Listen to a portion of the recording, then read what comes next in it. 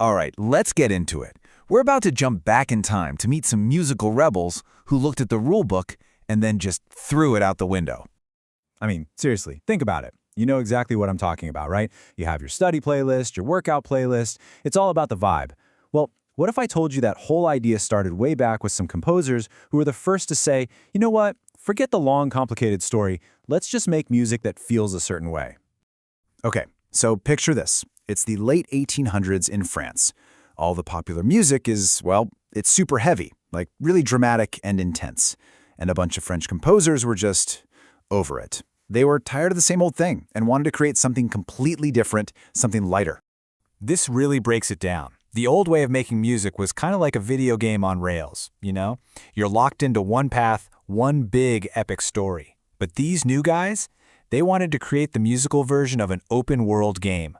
Forget the main quest. It was all about just exploring the map, soaking up the atmosphere, and just vibing. The mood was way more important than the mission. So where did they get this crazy idea? Well, they actually stole it from painters. Seriously, Impressionist painters at the time were using blurry dabs of color instead of sharp lines to capture a feeling, an impression of a moment.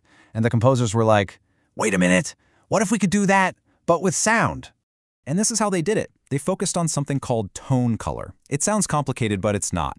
It's just the unique sound that every single instrument has. The best way to think about it is like an Instagram filter. You pick a filter to give your photo a specific mood, right? A little vintage, a little bright. They did the exact same thing, but with instruments. So check this out. They started using their instruments like paintbrushes. They weren't picking instruments to be loud and powerful. Nope, they picked them for their unique color. A flute became the splash of bright, sparkly texture. A harp was used for that shimmering, almost magical effect. And a trumpet with a mute in it, that wasn't for a big fanfare, it was to make a sound feel distant and kinda lonely. They were literally painting pictures with their orchestra. Here's another one of their hacks. They got rid of those long, epic melodies you can hum all day. Instead, they started using these short little musical fragments. Think of them like musical gifs. A little idea pops up, does its thing for a second, and then disappears, and another one shows up somewhere else. It makes the music feel like it's always moving and shimmering. You never know what's coming next. Okay, so how did they actually pull this off? How did they break music? Well, they basically came up with a cheat sheet, a list of hacks to get around all those old, boring rules. Let's take a look at their secret playbook. All right, here's the cheat sheet. First, they used these new kind of blurry-sounding scales that made everything feel hazy and mysterious. Second, they let chords just float. In the old rules, every chord had to resolve, like it had to go home. These guys just let them hang out for their own beautiful sound. And then there's my favorite, number 3, moving chords in parallel. This was like a huge forbidden move. It's like the whole chord squad moving together in formation. Total rule break, but it sounded so cool they just had to do it. And to push that dreamy feeling even further, they often got rid of a strong beat. You know, that pulse you can tap your foot to? It's often not even there. And that was on purpose. They wanted the music to feel like it was floating, like clouds drifting by or waves washing ashore. It was all about copying the rhythms of nature, not some boring metronome. Okay, every big movement has that one moment that changes everything, right? Like a plot twist. For these composers, it came from a huge, real-life event that basically acted like a power-up for their entire style. The year is 1889. The place, the Paris World Exhibition. It's this massive World's Fair, and the French composers who were there heard something that would change music forever. They heard something called the Indonesian gamelan.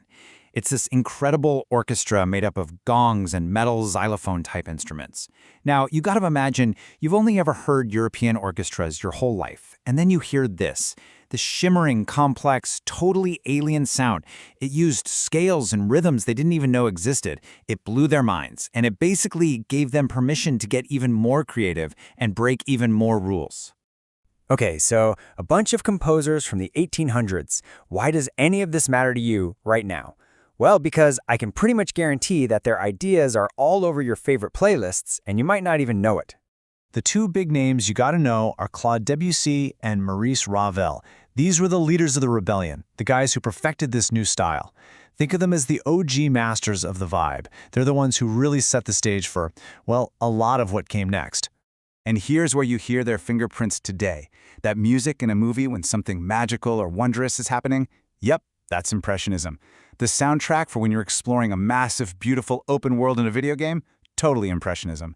And yeah, those chill hop or lo-fi beats you put on to study, that is pure 100% Impressionism. It's all about the vibe.